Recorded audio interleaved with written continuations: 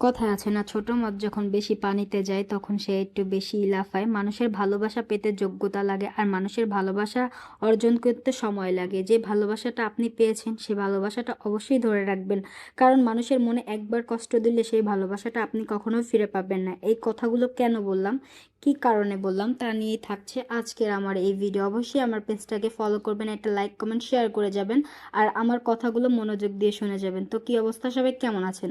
আশা করি সবাই ভালো আছেন। আলহামদুলিল্লাহ, আমিও খুব ভালো আছি।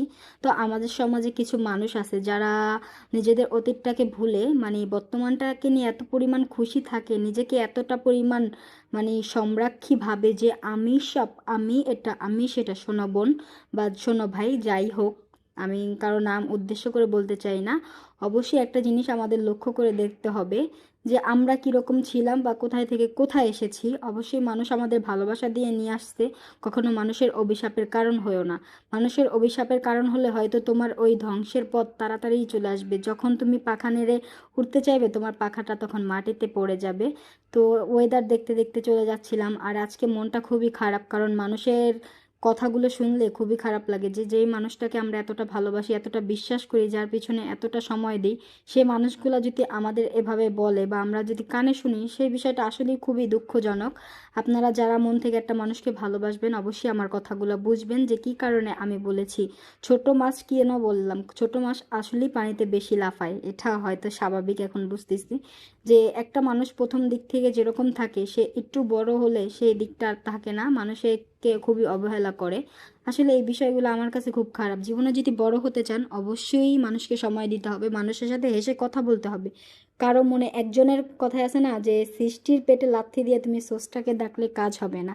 একজনকে ভালোবাসলা আর একজনকে তুমি অবহেলা করলা, এই জিনিসটা কখনোই ভালো দেখায় না। ভালোবাসলে সবাইকেই তোমাকে বাসতে হবে, যেহেতু সবাই তোমাকে খুব পছন্দ করে। আর এই ভবনটা দেখতে আমার অনেক ভাল লাগে।